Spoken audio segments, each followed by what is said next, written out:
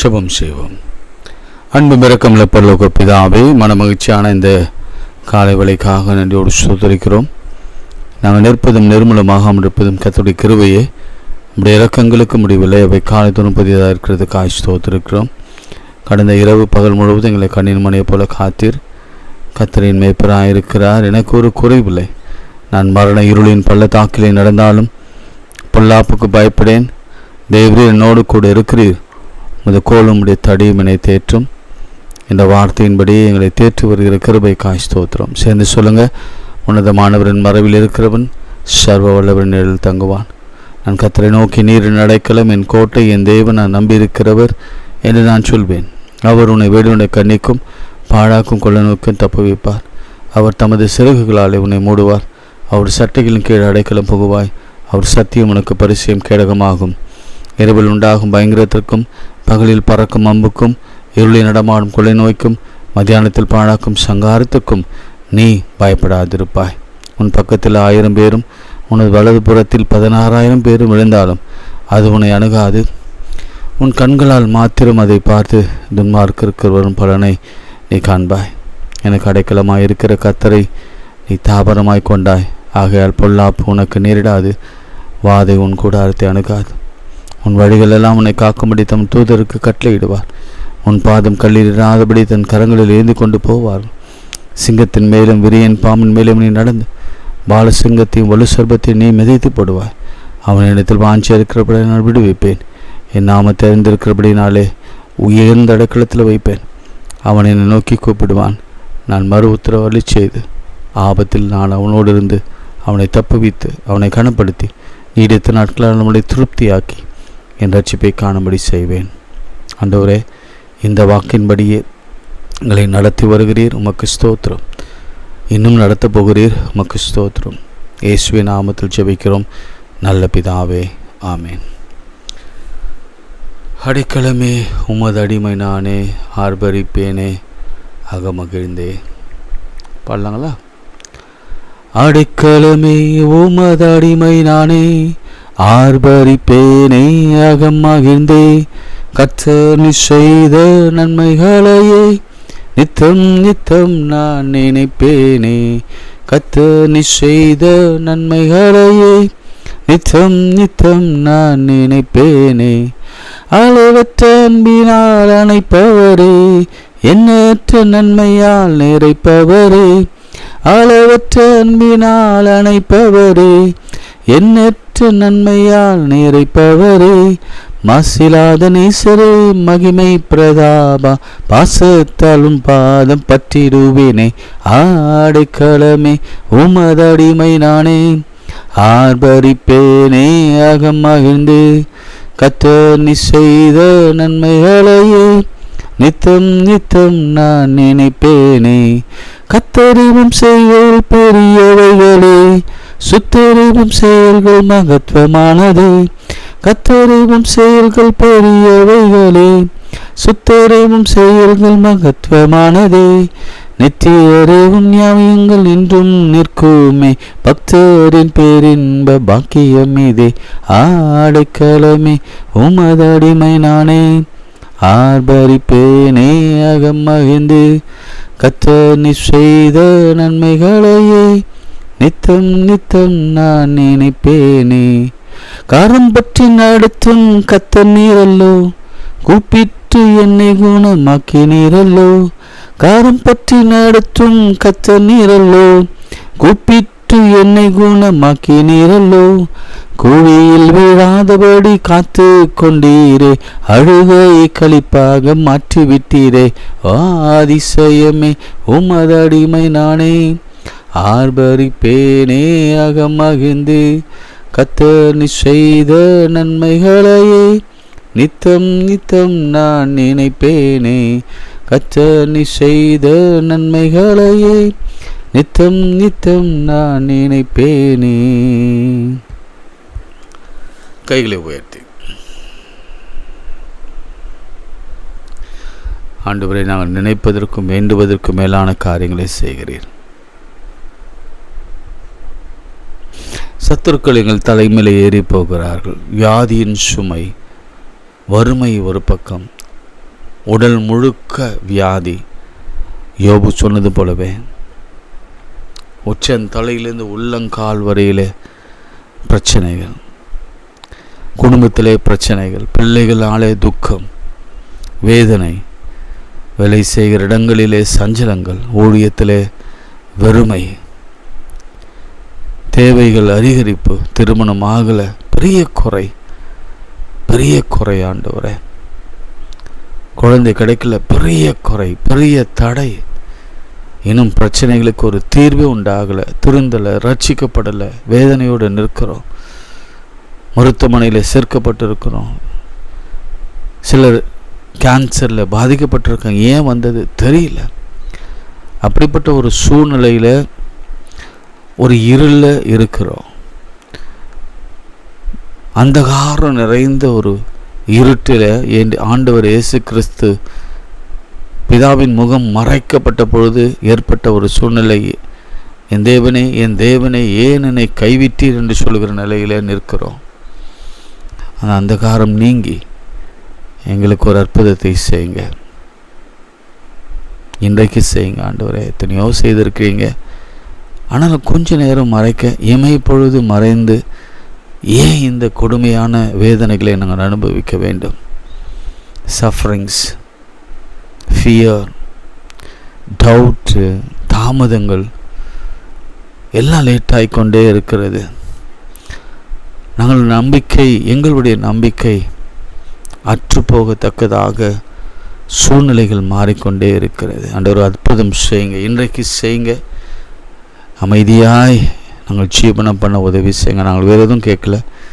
காசு, பணம், பதவி, பொருள், வீடு, அந்தஸ்து, கோடிக்கணக்கில் ஒன்றும் இல்லை. சமாதானத்தை, சந்தோஷத்தை, மகிழ்ச்சியை, பிள்ளைகளை குறித்த ஒரு சந்தோஷத்தை, அவங்க திருமணத்தை குறித்த ஒரு சந்தோஷத்தை, அவங்க குழந்தை பாக்கியத்தை குறித்த ஒரு சந்தோஷத்தை, எங்கள் சரீரத்தில் நல்ல பலன், ஆரோக்கியமாக இருக்கிறோம், சராசரி ஒரு மனிதன் வாழ்கிற ஒரு வாழ்க்கையை வாழ்கிறோம் என்ற ஒரு கிருபை எங்களுக்கு தாங்க.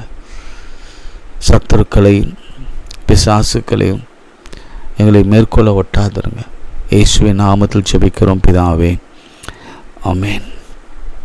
பிரியமானவர்களே, நேற்று நாம் பார்த்தோம், பவுலை பற்றி நான் கொஞ்சம் டச் பண்ணேன். பவுல் சிறைச்சாலைக்கு கொண்டு போகிற சமயத்தில் அவனுடைய படகு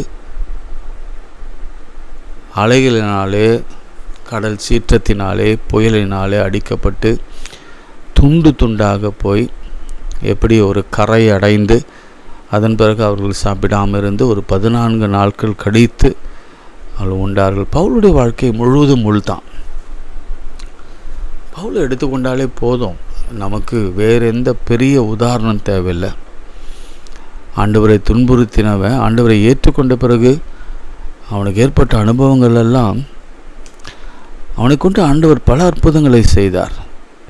அதுபுறம் ஒரு புறம் இருக்க அவன் அனுபவித்த வேதனைகள் பயங்கரம்.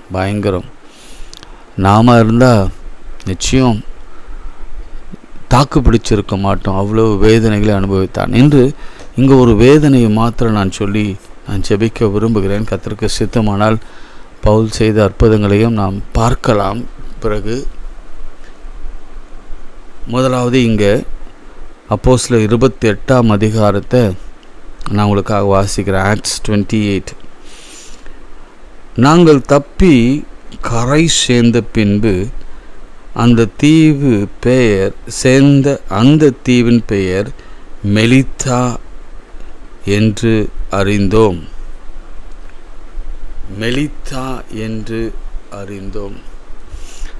தப்பி பிழைத்தாங்களாம். இன்றைக்கி நாம் கூட அப்படி தான் இருக்கிறோம்.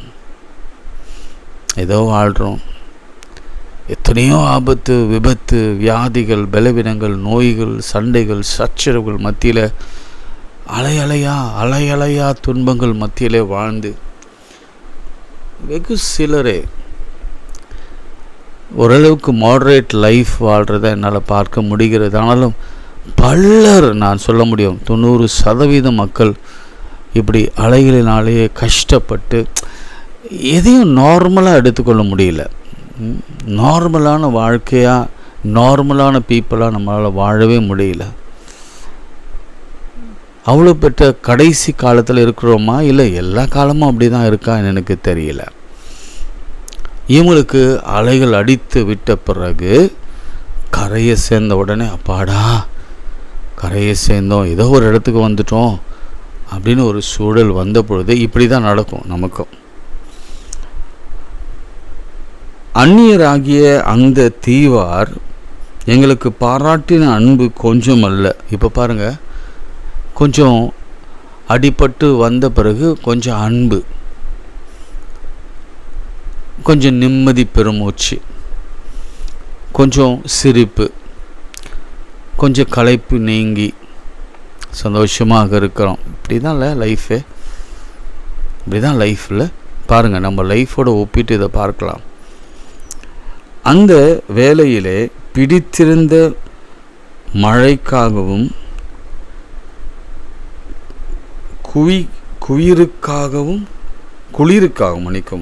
குளிருக்காகவும் அவர்கள் நெருப்பை மூட்டி எங்கள் அனைவரையும் சேர்த்து கொண்டார்கள்.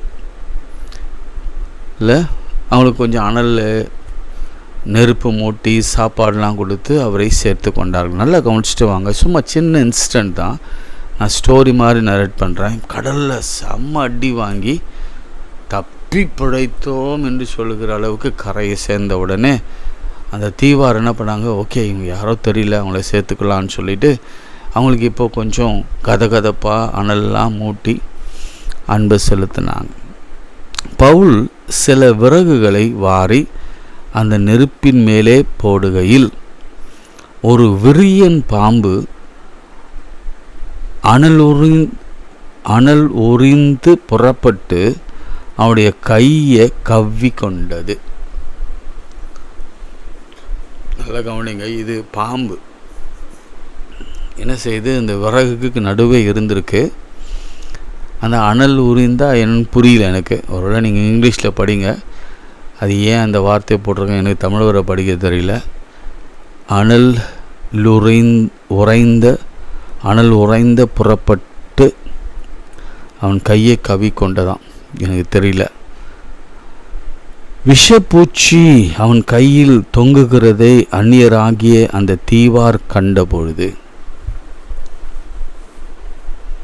கவனிங்க, நல்லா கவனிங்க, எப்பவுமே பாம்பு கொத்திட்டு போயிடும், நிறைய இடங்களில் அதை பார்க்குறோம். ஆனால் இந்த இடத்துல இந்த பாம்பு கடித்து அப்படியே தொங்கி கொண்டிருக்கிறது. தடயமே தெரியாது சிலருக்கு, ரெண்டு அந்த பல் இறங்கின தடயம் மாத்திரம் தெரியும். விஷம் ஏறும், மயங்கி விழுவாங்க, மருத்துவமனைக்கு அழைத்து செல்வாங்க, அல்லது பாதியிலே நுரைத்தள்ளி ப்ளூ ஆகி இறந்து போகிற நம்ம எல்லா செய்தியும் நம்ம பார்த்துருக்குறோம். இப்போது அந்த பாம்பு அவனை கவ்வி கொண்டது. நல்லா கவனிங்க, சில உண்மையை நான் சொல்ல போகிறேன். அந்த தீவார் கண்ட பொழுது இப்போ எல்லாம் பார்க்குறாங்க, சேர்த்து கொண்டவங்களாம் பார்க்குறாங்க. பார்த்துட்டு என்னடா பாம்பு கடிச்சும் விடலை, அது விஷப்பூச்சி நினைக்கிறாங்க, ஏன்னா தொங்கிக்கிட்டே இருக்குது. இந்த மனுஷன் கொலைபாதகன், இதற்கு சந்தேகம் இல்லை. இவன் சமுத்திரத்திற்கு தப்பி வந்தோம், பழியானது இவனை பிழைக்க ஒட்டவில்லை என்று தங்களுக்குள்ளே சொல்லிக் கொண்டார்கள். இதில் என்ன உண்மை இருக்குது அப்படின்னு பார்த்தீங்கன்னா, ஒரு முக்கியமான உண்மை இருக்குது. நல்ல கவனிங்க, இதை சொல்லிவிட்டு நான் ஜெபிக்கிறேன். நம்ம வாழ்க்கையில் பல கஷ்டங்கள் என்ன சொல்கிற வர்றாருன்னா, இந்த மனுஷன் சமுத்திரத்திற்கு தப்பி வந்தோம், என்னங்க சமுத்திரத்தில் அழிவிலிருந்து தப்பி வந்தோம், பாம்புக்கிட்ட மாட்டிக்கிட்டான், சாக போகிறான், இன்னும் கொஞ்ச நேரத்தில் சாக போகிறான். இதை அவங்க பார்க்குறாங்க.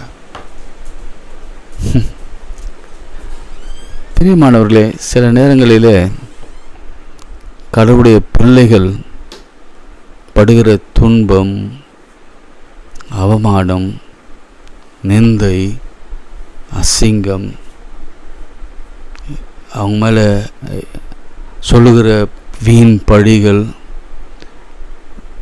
பழி வாங்குதல், என்ன சொல்ல போனால் வறுமை, திருமணமாகாமல் இருக்கிறது, குழந்தை பெறாமல் இருக்கிறது, வாழ்க்கையில் கஷ்டங்களை மாத்திரம் அனுமதிக்க கஷ்டங்கள் மாத்திரம் அனுபவிக்கிறது. சில நேரங்களில் நாம் என்ன செய்வோம், இதெல்லாம் மறைச்சி வச்சுட்டு யாருக்குமே தெரியாமல் நாம் இருக்க பார்ப்போம். ஏன்னா இதெல்லாம் தெரிஞ்சால் என்ன சொல்லுவாங்க, கேள்வி கேட்பாங்க, என்ன உங்களுக்கே இப்படி நடக்குதா? நல்ல பைபிள் வாசிக்கிறான், ஜெபம் பண்ணுறாங்க, உபவாசிக்கிறாங்க, சர்ச்சுக்கு போகிறாங்க. ஆனால் இவங்க என்ன நல்லா இருக்கிறாங்க? அப்போ நாங்கள் இதை பின்பற்றினா என்ன, பின்பற்றாமல் போனா என்ன என்று உலகம் பார்க்கும். இதுதான் யதார்த்தம். சரிங்களா? இவங்க அந்த பாம்பை பார்த்தோன்னே அவங்க சொன்ன வார்த்தையை நான் உங்களுக்கு சொல்கிறேன். உலகம் இப்படி தான் பேசும். என்ன பாவம் பண்ணானோ தெரியல,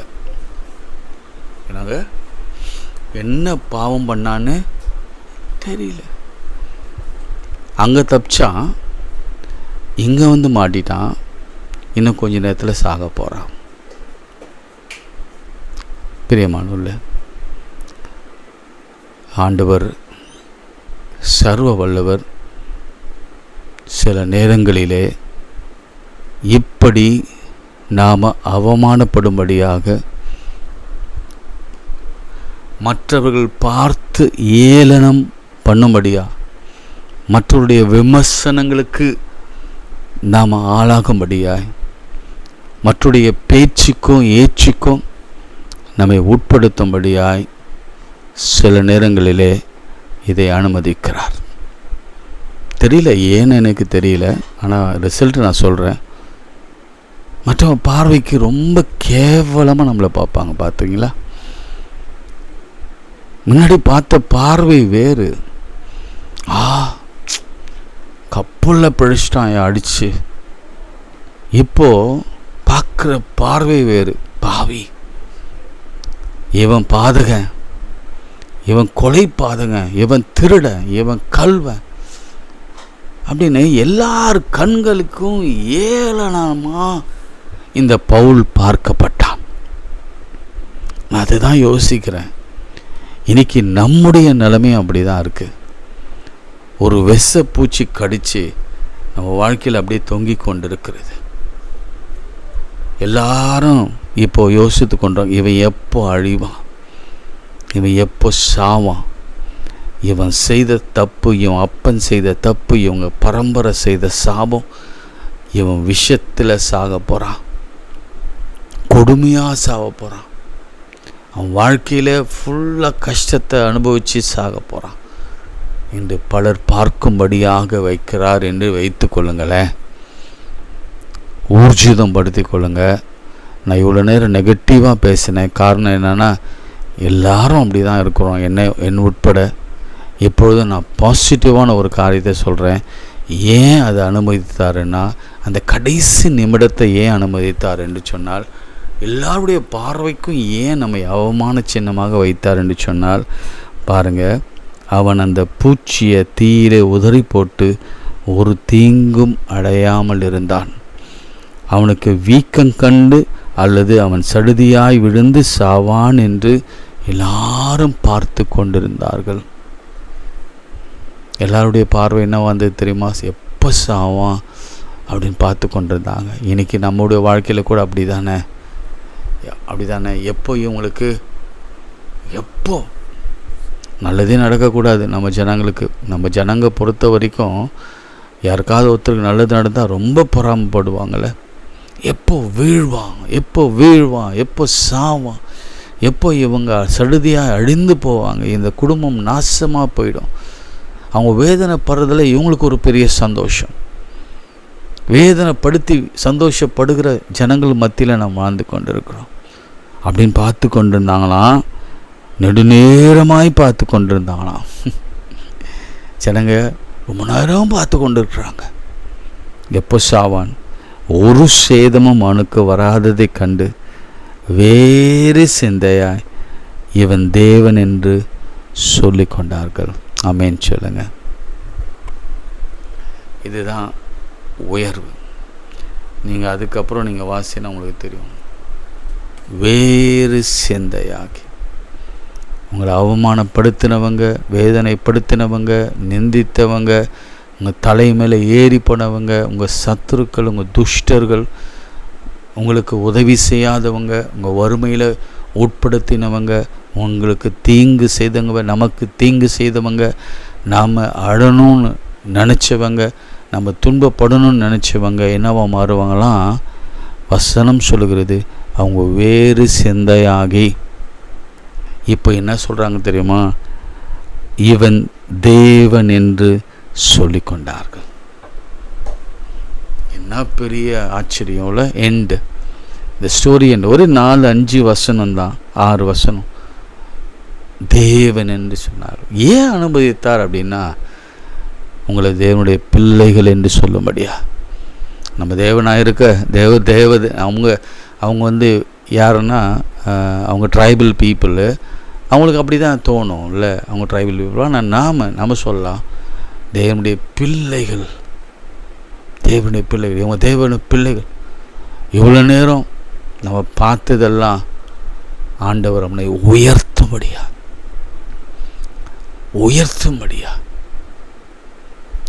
மோசே ஒரு கோலை வைத்து இந்த சர்பத்தை செய்த சொர்பத்தை தூக்கி நிறுத்தினான். அந்த சர்பத்தை பார்த்தவர்கள் எல்லாரும் பிழைத்தார்கள், மற்றும் எல்லாம் பாம்பு கடியில் இறந்து போனாங்க. இயேசு கிறிஸ்துவை நோக்கி பார்க்குறவங்க உயர்ந்திருப்பாங்களே தவிர தாழ்ந்திருக்க மாட்டாங்க. நம்ம தேவர்களாக இருக்க வேண்டிய அவசியம் இல்லை. மனுஷராகவே என் ஆண்டவர் நம்மை உயர்த்துகிற, வேறு சிந்தையாய் அவளை மாற பண்ணி நம்மை உயர்த்துகிற, அதாவது அவங்க மைண்டே சேஞ்ச் பண்ணிட்டாங்களாம். பிசாசு, சத்துரு, மனுஷங்க எல்லாரும் வேறு சிந்தையாய் நம்மை ஆண்டவருடைய பிள்ளைகளாக பார்ப்பாங்க. மார்க்கு 16ஆம் அதிகாரத்தில் ஒரு வசனத்தை வாசி நான் செபிக்கிறேன். சர்ப்பங்களை எடுப்பார்கள், சாவுக்கு ஏதுவான யாதொன்றும் பிடித்தாலும் அது அவர்களை சேதப்படுத்தாது. வியாதியின் மேல் கைகளை வைப்பார்கள், அப்போது அவர்கள் சுஸ்தமாவார்கள் அப்படின்னு சொல்லி ஆண்டவருடைய வார்த்தை சொல்கிறது. நமக்கு ஒன்றும் நடக்காது. கர்த்தர் நம்மை உயர்த்தும்படியாய் இதை அனுமதிக்கிறார். ஜெபம். அன்புள்ள ஆண்டவரே, இந்த வேலைக்கான நன்றியோடு ஸ்தோத்திரிக்கிறோம். வேதனையிலே வந்த வார்த்தைகள், விரக்தியிலே வந்த வார்த்தைகள், ஆனால் முடிவில் வேறு சிந்தையாகி அவனை தேவன் என்று அவர்கள் நினைத்தார்கள். அப்படி எங்கள் வாழ்க்கை மாற வேண்டும். எங்கள் வாழ்க்கை மாற வேண்டும். வியாதியோ, மரணமோ, மரணக்கட்டோ, சாபமோ, பிள்ளைகளுடைய திருமண காரியமோ, வேலை காரியமோ, அல்லது ஊழியமோ, அல்லது குழந்தை பேரோ, எல்லாம் எதுவானாலும் சரி, இந்த உலகமே நம்மை பார்க்கிற பார்வையே மாற்றி தேவனுடைய பிள்ளைகள் என்று பார்க்கும்படியான ஒரு நாள் வரட்டும். யாரெல்லாம் இந்த நாளுக்காக காத்திருக்கிறீங்க, எனக்கு இந்த நாள் வரணும் ஆண்டவரே, நான் சாட்சியாக நிற்பேன்னு சொல்கிறவங்க மாத்திரம் கைகளை உயர்த்தி, ஆண்டவரே அந்த நாட்களுக்காக நாங்கள் காத்திருக்கிறோம், இன்றே அப்படி ஒரு நல்ல செய்தி எங்களுக்கு வரட்டும். இயேசுவின் நாமத்தில் ஜெபிக்கிறோம் நல்ல பிதாவே, ஆமேன். நமது ஆண்டவராக இயேசு கிறிஸ்துவின் கிருபை, பிதாவாகிய தேவனுடைய அன்பு, பரிசுத்தாவின் ஐக்கியம் நம் அனைவரோடும் மீண்டும் சதாக்கள் நிலைத்திருப்பதாக. ஆமேன். God bless you.